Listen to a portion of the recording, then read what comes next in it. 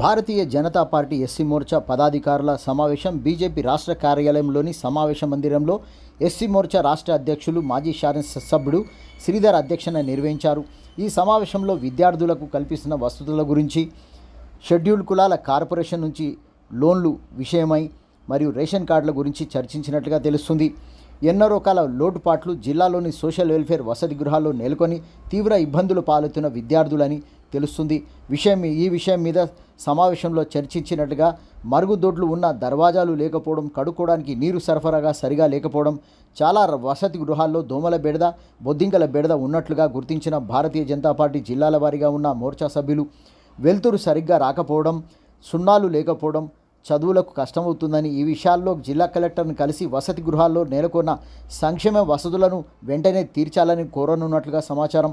గత దశాబ్దాల కాలంలో షెడ్యూల్డ్ కులాల యువకులకు దరఖాస్తు చేసుకున్న ఎస్సీ కార్పొరేషన్ నిధులు మంజూరు చేయకపోవడం, గత ప్రభుత్వం షెడ్యూల్డ్ కులాల ఓట్లను పథకాల ఆశ చూపి ఓట్లు తీసుకోవాలనే ఆలోచనలో ఉన్నట్లు తెలిసిందని, ఆ దళిత బంధు ప్రవేశపెట్టిన పథకం నిర్వీర్యం అయిపోయిందని, లబ్ధి పొందిన వారు కేవలం 1% కూడా లేరని, రాష్ట్రంలో 1,80,00,000 జనాభా గల షెడ్యూల్ కులాల జనాభా ఉన్నా ఎవరికి అందలేదని, మధ్య దళారులుగా ప్రజాప్రతినిధులే ఏర్పడి దోచుకున్నటువంటి విషయం స్వయాన కేసీఆర్ అసెంబ్లీలో చెప్పిన విషయాన్ని గుర్తు చేసుకున్నట్లు సమాచారం.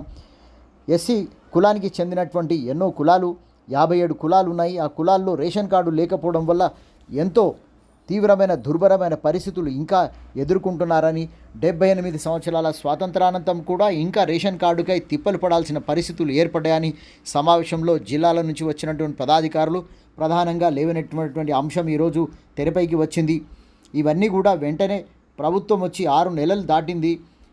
జిల్లా కలెక్టర్లు కింద అధికారులు కూడా ఏ విధమైనటువంటి సంక్షేమ చర్యలను సత్వరంగా తీసుకొని ప్రజలకు సేవ అందించడం లేదని చెప్పి ఈ సమావేశంలో చర్చించినట్లు తెలిసింది. కాలయాపన మాత్రం చాలా తీవ్రంగా జరుగుతుందని, సోషల్ వెల్ఫేర్ డిపార్ట్మెంట్లో ప్రక్షాళన అవసరమని, ఎంతోమంది అసలు సంవత్సరాలుగా ఒకే దగ్గర పోస్టింగ్లో ఉన్నారని, అలాంటి వారిని బదిలీ చేయాలని కూడా ఈ చర్చలో వచ్చినట్టు సమాచారం.